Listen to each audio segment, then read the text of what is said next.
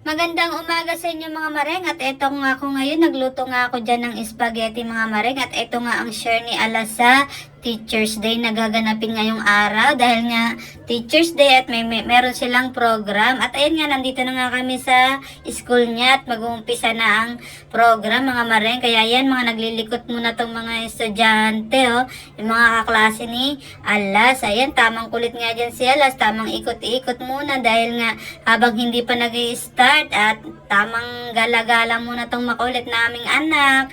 At ayan nga, nandito nga kami sa terrace dahil nga gusto niya mag-akit-akit sa hagdan.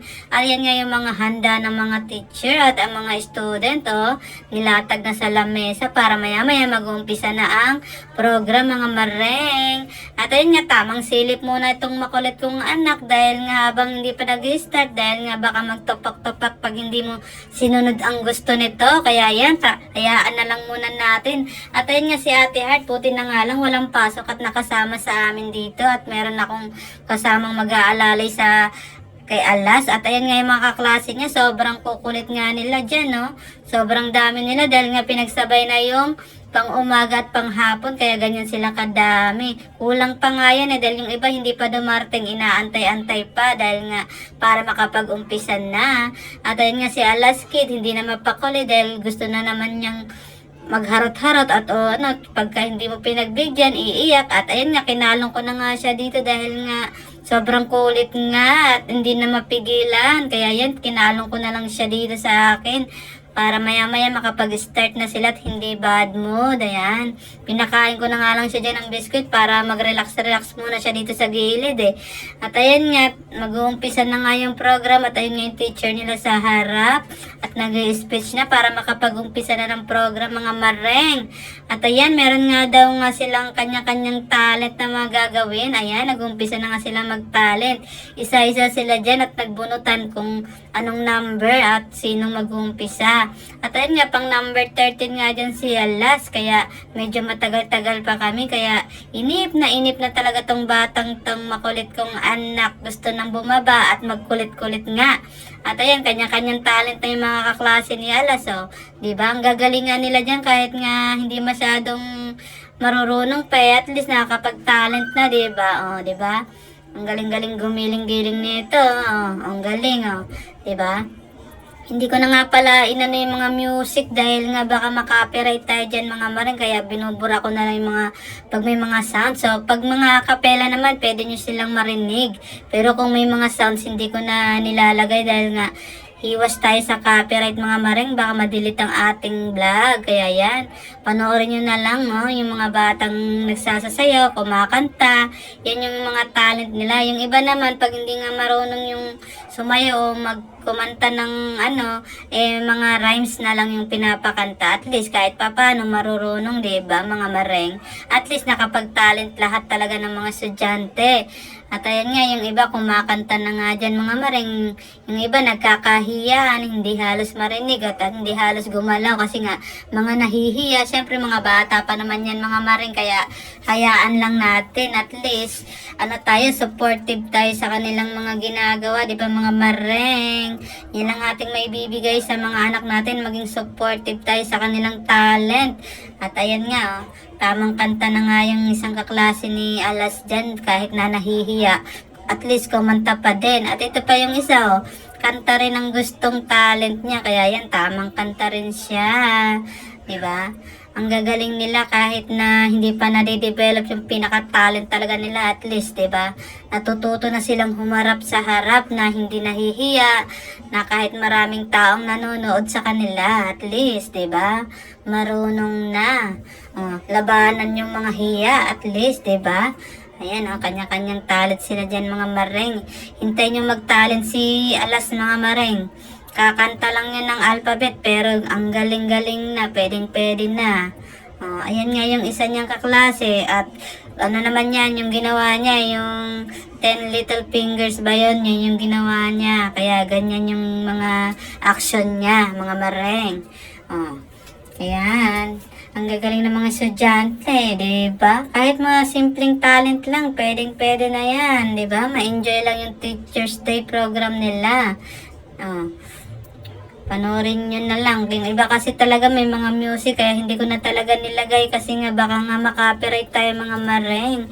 Yung iba nga dyan halos ayaw nang gumalaw dahil nga nahihiya talaga sila sa harap ng maraming tao.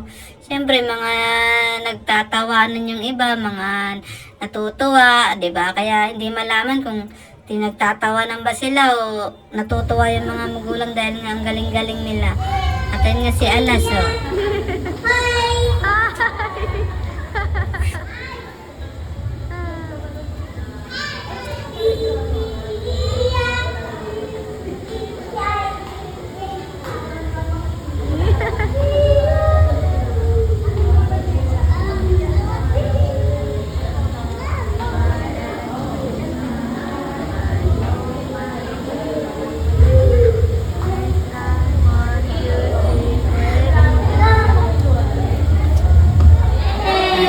Ang galing ni Alas. Ayan ang talent niya. Kumanta na lang siya ng alphabet dyan, mga mareng. At ayan nga, pinagsama-sama na naman sila dahil nga parang sasayaw ata sila dyan. Pero si Alas wala na. Tinutopak na talaga dyan, mga mareng, dahil naiinitan na nga rin siya dyan. Kaya yan, nagmamaktol talaga siya. Kaya ayaw niyang sumali dun sa mga kaklase niya, ayaw niya makihalubilo. Pero maya-maya sasali rin naman yan pag nakikita niya mga klase niyang nagsasayaw.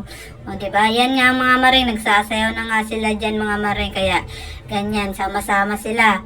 Ganyan sila karami pag pinagsama yung pang-umaga at pang-hapon, diba? Ang dami rin na nilang estudyante mga maring. Diyan nga rin pala nag-aral yung Ate Heart ni Alas nung panahon, kaya si Alas nandyan na rin, 'di ba? Oh, 'di ba? Silang dalawa na yung galing revealing, 'di ba? Ang galing-galing. At ayun nga si Alas sa may gilid ko, ayaw nga makisali, pero mamaya-maya mga maring sasali na yan. Dahil gustong-gusto niya yung sounds na yun pag naririnig niya kaya naiindak siya pag naririnig niya yung tugtog na yun. Kaya lang, hindi niya talaga maririnig yung sounds mga maring dahil nga hindi ko nga talaga nilagay dahil nga baka makopyright tayo. At ayan nga, si Alas sumasali na siya dyan mga mareng. Pero pinaka gusto niya lang talagang gawin dyan yung talon-talon talaga O, tuwan-tuwa siya. Ayun siya, nasa gitna mga mareng. Kitang-kita niyo naman. O, di ba? Tuwan-tuwa siya pag yung talon-talon na part. At least, di ba, nakikisali na rin siya kahit papano. Enjoy lang anak. Kayang-kaya mo yan. Di ba? O. Ayun, yung iba niya nga mga kaklase halos hindi nga gumagalaw dahil nga nahihiya talaga sila. Pero pag walang magulang na nakaharap, sumasayaw yung mga yan lahat. Di ba? Ayun si Alas, na pinapanood niya yung mga klase niya kung ano yung mga ginagawa. Pero pag talon-talon na, nakikitalon din siya. Ayun, di ba? Mas mataas pa nga yung talon ayun, ikot-ikot din siya doon. Palakad-lakad, lakad, ikot, talon, di ba?